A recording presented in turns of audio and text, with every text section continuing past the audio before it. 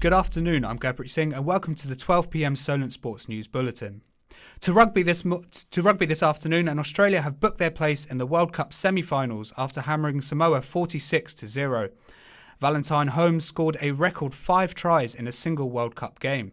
Australia will be taking on big rivals New Zealand or Fiji in the semi-finals next Friday. England have failed to bring home the Ashes as they slumped to defeat by the hands of Australia. The Lionesses started slow, leaving the Aussies needing 133 runs from 16 overs to win. Beth Mooney stepped up to produce a masterful performance with England's captain Heather Knight, admitting, "Everything we tried, we couldn't get her out."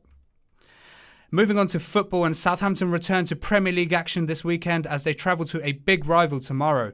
Liverpool is the destination this weekend, and it could be a feisty affair considering the recent rivalry between the two. Many of Southampton's stars have been poached by Liverpool in the last few years, and Saints will be out for revenge and 3 points tomorrow. However, it may not just be the 3 points Liverpool could take from Southampton after this weekend. Saints boss Mauricio Pellegrino admits Virgil van Dijk's future at St Mary's is still uncertain. The centre-back had tried to force a move to Anfield in the summer, but the South Coast club held firm to keep their star man. 3 managers are expected to be asked if they'll still be in the same job next week at today's Premier League managerial press conferences. Sean Dyche and Marco Silva are both being linked with the Everton job, whereas Tony Pulis has already been asked if he should be shown the door at West Bromwich Albion. Pulis has reacted to this in typical fashion. People say, the football's been boring, it's been this, that and the other. The last 2 home games have seen 9 goals scored. You look at the league and you can pick 4 or 5 teams who've scored less goals than us. And one of those teams is my hometown Bournemouth, and everybody tells me what great football Bournemouth play. It's just what you have to put up with. Young adults have received their biggest concern that has stopped them from attending football matches regularly. This is, of course, the cost of tickets. In the BBC's yearly price of football study, 82% of 18 to 24-year-olds said the cost of tickets stops them from going to matches. However, ticket prices have fallen for the 3rd year running.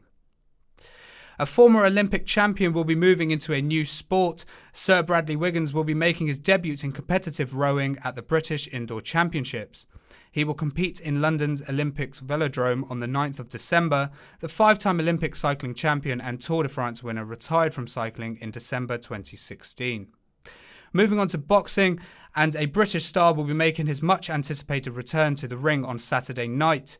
Carl Frampton was last seen in the ring back in January, but is returning to take on Horacio Garcia this weekend. Frampton's second fight of the year will be extra special as it takes place in his hometown of Belfast. Sticking with boxing and a possible mega bout, Anthony Joshua's next opponent could be decided very soon.